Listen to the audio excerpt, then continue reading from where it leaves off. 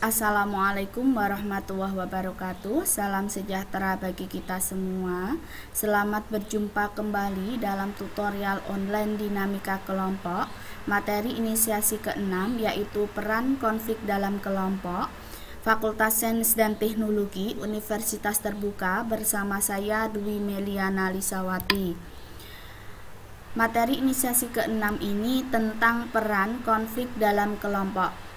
Cakupan materinya, yang pertama, bentuk-bentuk konflik, 2, macam gaya penanganan konflik, 3, faktor yang mempengaruhi suasana kelompok, 4, upaya memperbaiki suasana kelompok. Indikatornya, setelah mempelajari inisiasi ke-6 ini, Anda diharapkan secara komprehensif menjelaskan tentang 1. Menjelaskan bentuk-bentuk konflik, 2. Menjelaskan macam gaya penanganan konflik, 3. Menjelaskan faktor yang mempengaruhi suasana kelompok, 4. Menjelaskan upaya memperbaiki suasana kelompok. Kajian materi dalam peran konflik dalam kelompok. Yang pertama, bentuk-bentuk konflik, 2. Macam gaya penanganan konflik, 3. Faktor yang mempengaruhi suasana kelompok, 4. Upaya memperbaiki suasana kelompok. Yang pertama, kita akan membahas tentang pengertian konflik. Konflik dapat diartikan sebagai pertentangan di antara dua pihak, baik yang tampak dalam bentuk perilaku atau tindakan maupun tidak tampak dalam mencapai suatu tujuan. Contohnya, konflik perbedaan pendapat atau persaingan. Selanjutnya, sifat konflik. Menurut sifatnya, konflik ada dua macam, yaitu yang pertama konflik fungsional, di mana konflik yang mempunyai konsekuensi positif bagi kelompok. 2. Konflik disfungsional, di mana yang berdampak negatif atau menghambat aktivitas dan pencapaian tujuan kelompok yang bersangkutan. Dengan demikian, konflik perlu adanya penanganan khusus dan serius serta secara tepat. Selanjutnya, sebab-sebab konflik. Penyebab timbulnya konflik di dalam kelompok dapat dikategorikan sebagai yang pertama, potensi konflik bawaan, 2. Saling ketergantungan, 3. Perbedaan tujuan, 4. Perbedaan persepsi atau pendapat, 5. Spesialisasi. Selanjutnya, konsekuensi konflik. Konsekuensi konflik yang bersifat fungsional akan menumbuhkan konsekuensi yang positif bagi kelompok, sedangkan konflik disfungsional akan menimbulkan konsekuensi negatif yang menghambat proses kelompok.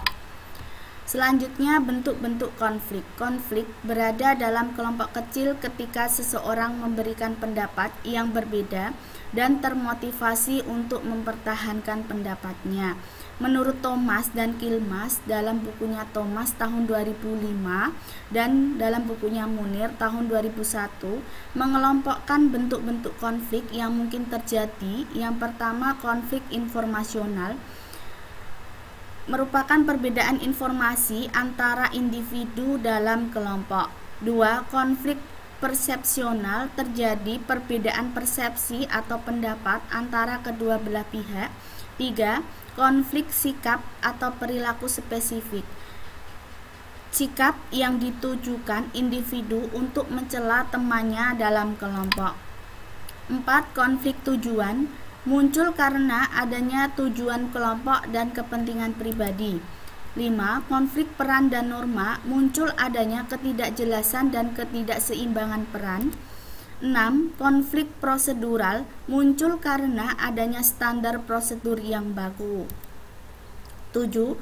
Konflik struktural, muncul karena adanya fanatisme buta, tujuan dan sasaran tidak jelas, jarak psikologi, jarak fisik, dan lemahnya dalam komunikasi. Selanjutnya, macam gaya penanganan konflik. Yang pertama, pemecahan persoalan, melakukan penyelidikan persoalan yang sebenarnya kemudian berusaha untuk menyelesaikannya. 2. Pemecahan tingkat tinggi, melakukan penetapan tujuan yang lebih tinggi yang mencakup tujuan masing-masing pihak. 3. Perluasan sumber, cara yang efektif apabila faktor keterbatasan sumber menjadi stimulator utama dalam memunculkan konflik. 4. Menghindari sumber konflik, melakukan cara mencegah kemunculan sumber-sumber yang menyebabkan konflik. 5. Melicinkan konflik dengan cara memunculkan konflik ke permukaan sehingga setelahnya hilang sendiri. 6. Kompromi dengan cara mempertemukan kedua pihak yang terlibat konflik, kemudian meminta keduanya untuk mengurangi tuntutannya. 7. Perintah dari yang berwenang memerintahkan kedua pihak untuk menghentikan konflik mereka. 8. Mengubah variabel manusiawi, melakukan pendekatan komunikasi persuasif kepada kedua pihak yang terlibat konflik untuk mempengaruhi dan mengubah persepsi mereka. 9. Mengubah variabel struktural, memodifikasi struktur kelompok atau organisasi atau penempatan orang di dalam satu bagian. 10. Mengidentifikasi musuh bersama, menekan pada pihak yang terlibat konflik bahwa mereka mempunyai musuh di luar kelompok dan akhirnya kedua pihak melupakan konflik. Menurut Munir, tahun 2001 ada 2 dimensi perilaku individu dalam menanggapi situasi konflik. Yang pertama, dimensi asertif, di mana dimensi yang terkait dengan upaya individu untuk memenuhi kebutuhan dan kepentingan dirinya sendiri. 2. Dimensi kooperatif, di mana dimensi yang terkait dengan upaya individu untuk memenuhi keinginan atau kepentingan orang lain dalam rangka penyesuaian diri terhadap tuntutan sosial. Selanjutnya, faktor yang mempengaruhi suasana kelompok. Memperbaiki suasana kelompok atau grup climate adalah hal-hal yang ada di dalam kelompok untuk membangun perasaan yang ada pada anggota kelompok agar tetap hangat, setia kawan, saling menghargai dan menerima, dan mengelola situasi konflik agar tidak menimbulkan kekeruhan pada suasana kelompok. Dengan demikian, faktor yang mempengaruhi suasana kelompok diantaranya yang pertama, kekohesian kelompok atau grup cohesiveness. Terjadi interaksi di dalam kelompok.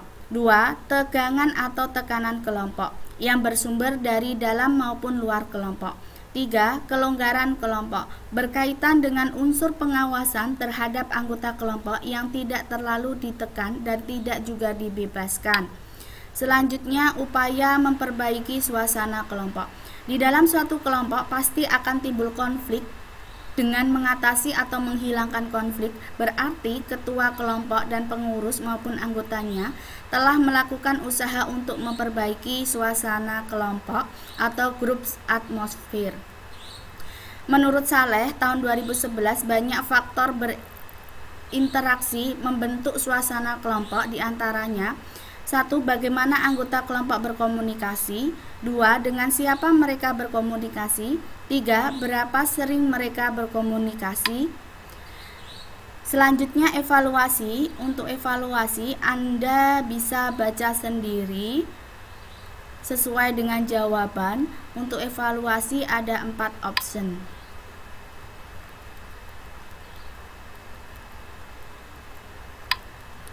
Selanjutnya, daftar pustaka.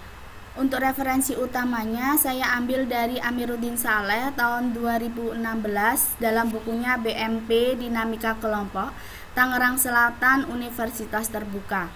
Untuk referensi tambahan saya ambil dari Kementerian Pertahanan tahun 2020, Badan Pendidikan dan Pelatihan Kementerian Pertahanan nomor /725/8/2020 tanggal 31 Agustus tahun 2020 tentang bahan pembelajaran dinamika kelompok, Jakarta, Kemhan RI. Untuk profil media pembelajaran ini saya buat sendiri. Nama saya Dwi Meliana Lisawati. Saya lahir di Kudus tanggal 18 Mei tahun 1992. Sekarang saya bekerja sebagai pengajar di SMPN 1 Mbae, Kabupaten Kudus. Terima kasih. Wassalamualaikum warahmatullahi wabarakatuh.